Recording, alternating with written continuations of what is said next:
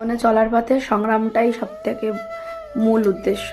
আর জীবনে চলার পথে কর্মটাই তোমার কাছে জীবনের সবথেকে মূল্যবান জিনিস। তুমি যদি কর্মই না করো বা তুমি যদি জীবনের লড়াইতে যদি লড়তেই না পারো, তাহলে কিসের জীবন?